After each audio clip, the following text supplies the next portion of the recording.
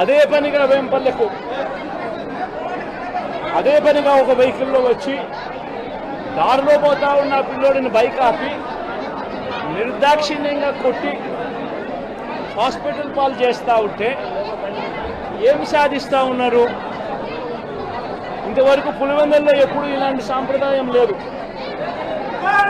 ఎన్నో ఎన్నికల్లో చేశాం, ఎప్పుడు పులివెందుల్లో ఇలాంటి సాంప్రదాయం లేదు. ఎన్నికలు అయిపోయిన తర్వాత ఓటు వేయని వారిని కొట్టే కార్యక్రమం ఎప్పుడు జరగల.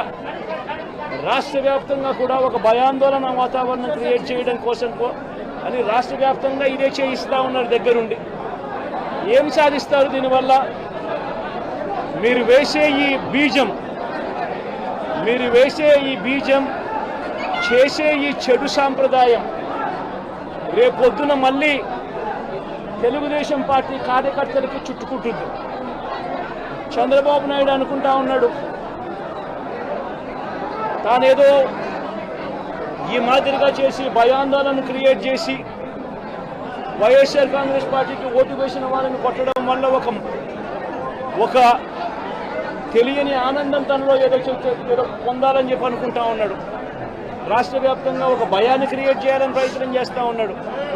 కానీ నేను చంద్రబాబు నాయుడు గారికి మరొక్కసారి కూడా చెప్తా ఉన్నా, ఒక చెడు సాంప్రదాయానికి నాంది పలుకుతా ఉన్నారు. దయచేసి ఆపండి. ఆపకపోతే మాత్రం ఎల్లకాలం మీరే అధికారంలో ఉండరు. అధికారం మారిన రోజున ప్రజలు చంద్రబాబు నాయుడు గారు చేస్తూ ఉన్న ఈ అన్యాయాలను చూసి శిశుపాలని పాపాలు పండినట్టుగా ఆ పాపాలు చాలా వేగంగా పండుతూ ఉన్నాయి. అధికారం మారిన రోజున తాను చేస్తూ ఉన్న ఈ చెడు సాంప్రదాయం తనకే చుట్టుకుంటుంది. ఈరోజు దెబ్బలు తగిలినా దెబ్బలు తిన్నా ప్రతి ఒక్కరూ కూడా రేపొద్దున ఇదే మళ్ళీ అటువైపున చేసేదానికి మీరంతటి మీరే బీజం వేస్తూ ఉన్నారు. ఇది సరైన పద్ధతి కాదు. నాయకులుగా ఉన్న మనలాంటి వాళ్ళం ఇలాంటివి ప్రోత్సహించాల్సిన పని ఎప్పుడు రాకూడదు, జరగకూడదు.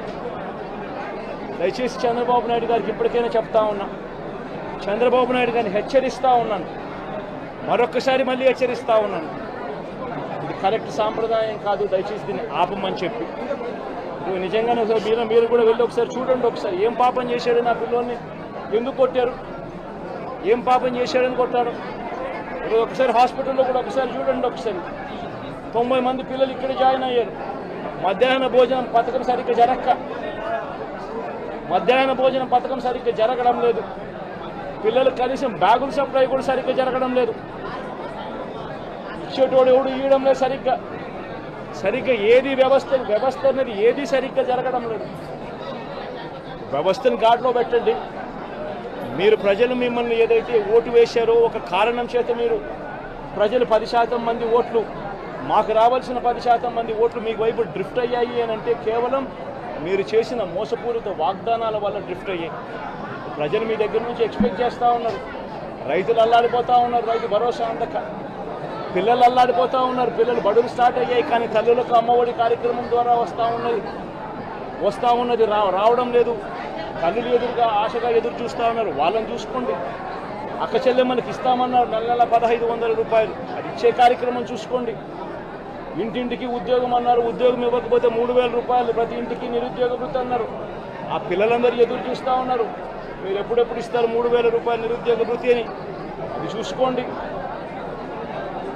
ఇటువంటి ఏవి కూడా మంచి కార్యక్రమాలు ఏవి కూడా చేయకుండా రాష్ట్ర వ్యాప్తంగా భయాందోళన మాత్రమే క్రియేట్ చేసే దుర్బుద్ధిని చేసే దుశ్చర్యను ఆపండి అని మరొకసారి హెచ్చరిస్తూ చెప్తా ఉన్నాం. శిశుపాలను పాపాలు పండినట్టుగా వేగంగా జరుగుతూ ఉన్నాయి. తన పాపాలు పండడం అన్నది కూడా తను మర్చిపోద్దని సందర్భంగా మరొకసారి